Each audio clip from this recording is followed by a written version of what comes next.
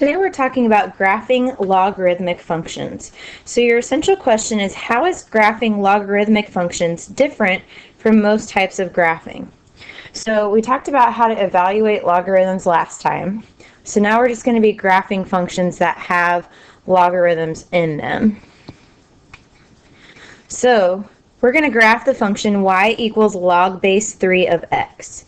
Now we learned in the last section how to evaluate logarithms and how powers and logarithms are kind of related. So what I found is that instead of graphing the logarithm, it's easier to rewrite the equation in exponent form first. So what we're going to do is we're going to take log base 3 of x and we're going to rewrite that in exponential form. So remember, if we did BAP, we have base, answer, power. Okay, so this is the base, this is the answer to the question, and this is the power. So really, this is like graphing 3 to the y power equals x. It's the same thing. You can also do the heart thing that you've talked about, where you take this to that answer power equals this, and that was when equals y was usually right over there. Okay, so that's another way to write that. Okay, but anyway, we had 3 to the y power equals x either way. Okay, so this time, instead of plugging in numbers for x, to me it's actually easier to plug in numbers for y. So it's different from most types of graphing because we're going to plug in numbers for y instead of plugging in numbers for x, which is what we normally do. So if we set up a table of values, we can plug in numbers for y. So I'm going to plug in 0, 1, and 2 for y. So 3 to the 0 power equals 1. 3 to the first power equals 3. And 3 to the second power equals 9. So I plugged in 0, 1, and 2 for y. You can also plug in negative 2 and negative 1 if you'd like to. So if we did 3 to the negative second power, that would be 1/9. And 3 to the negative first power would be 1/3. So you can see, again, that when we plug in numbers, it doesn't matter what we plug in for y, but we never get anything negative and we never get anything 0 for x. So this is kind of like when we graphed exponential equations, just backwards.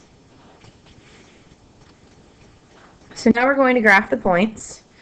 So we had, remember, 3 to the negative second power was 1/9.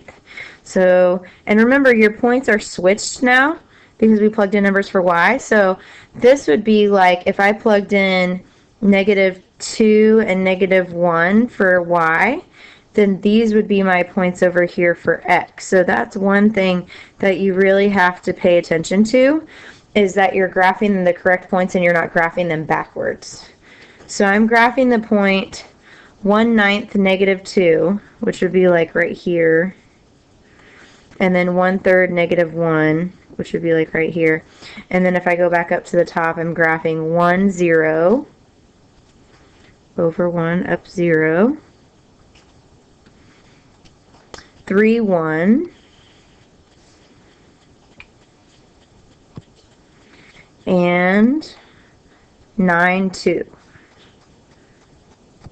So my graph has that same banana shape that it had when I was graphing exponential functions, but it's turned sideways. So instead of being above or below the x-axis, now your graph is going to be to the right or to the left of the y-axis. So it just changes just slightly. But you can see that my graph gets closer and closer to the y-axis, but it never actually touches it. So when we talk about domain and range for these, our domain is what we got for x. So remember, it's like they flipped. So x, if you look at your graph, if you go along the x-axis, if you're chugging along right here, it always is greater than 0 for x, because we can never get any negative numbers for x and we can never get 0 for x. So your graph is always on this side. So x is greater than 0 is going to be our domain. And then for the range, remember this time we plugged in numbers for y instead of x. So the range can be all real numbers because you can plug in any number for y that you want. But when you get your answer is always going to be greater than 0. So the domain and the range kind of flip when you're doing logarithmic functions as opposed to exponential functions. Also, in this type of problem, we have a vertical asymptote instead of a horizontal asymptote. So this time, if we were talking about the asymptote, that's the line that it always approaches but never actually touches. This time, it's going to be x equals 0, or you could say the y-axis. So for most general equations, that's how it's going to happen. Okay? Now, let's talk about if we translate a logarithmic function. Okay? So this is just like how we translated exponential functions and absolute value functions. They all have the same kind of rule. Okay, so for this one, if a number is inside the parentheses, that tells you if it moves left or right, just kind of like what we did with exponential functions. Okay, and if it's plus, it's left. If it's minus, it's right. And then this number tells you if it goes up or down. So this case, it's positive, so it would go up. Negative is if it goes down. So those are kind of the same rules that we've been working with square root functions and cube root functions and exponential functions. It's all the same. Okay? So remember how we graphed those types of functions? What we did was we graphed basically the parent function, and then we shifted the point. So we're going to do that same thing again. So instead of graphing this whole thing, what we're going to do is first we're going to look at what our transformation is. Well, this is plus 3, so that's going to be left 3. And then plus 1 on the outside means it goes up 1. So once you know that, then you're going to go back to the basic function, which would be log base 2 of x. So remember, it's just like how we graphed the last one. We're going to rewrite this in exponential form. So you look at what your base is. Your base is 2. So really, it's like we're graphing 2 to the y power equals x, because remember it goes base, answer, and then if we had equals y over here, it would be power. Okay, or you can do the heart thing like that. So 2 to the y power equals x, either way. Okay, so we're going to make a xy chart, and we're going to graph this function. So you can plug in -2, -1, 0, 1, 2. But remember, we're plugging these numbers in for y and not for x. Okay? So I've kind of already done this, and I only plugged in -1, but you can plug in -2 if you want. So 2 to the -2nd power equals 1/4. And you can get the decimal for that in your calculator if you want. It's 0.25. Okay, if I plugged in -1, 2 to the -1st power would equal 1/2. 2 to the 0 power equals 1. 2 to the 1st power equals 2. And 2 to the 2nd power equals 4. So remember, pay attention when you're graphing. Look at your chart. You're graphing 1/2 -1, not the other way around. So don't get confused, okay? So we're going to graph these points. So over 1/2, -1, over 1, up 0, over 2, up 1, over 4, up 2. Now remember, those aren't my real points. And if you want to graph 1/4 -2, you can, but it's just going to be like right here. Okay, so you can see it gets closer and closer to the y-axis, but it never actually goes past it. Okay, and it never touches it.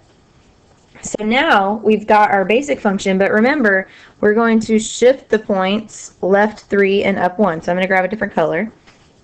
So I go left 3, up 1 for everything.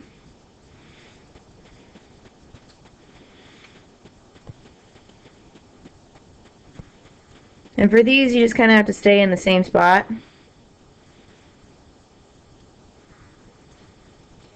So since it's right up close to the line, I want to stay right up close to the line. 1, 2, 3, up 1. So see, everything just shifted.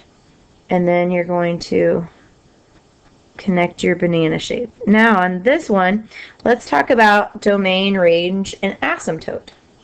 Okay, so for the domain, if you look, it's easier if you draw a line where your asymptote is, where it flattens out so that you can see. Now let's think about this. Okay, normally it always flattens out around x is equal to 0.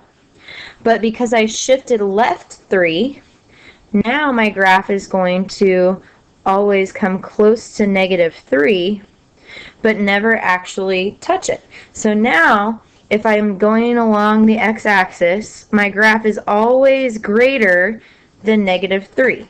So x is greater than -3 is going to be my domain. And you can also use the number in parentheses to help you with that. But remember, since it's opposite of what you think it is, it's going to be -3 and not +3. Okay, then for range, if I look at my range, remember, I plugged in numbers for y this time. I can plug in any number I want. I can plug in negative numbers, I can plug in 0, I can plug in positive numbers. So the range is always going to be all real numbers for these. Okay, then if I talk about asymptote, remember that's kind of like associated with our domain this time.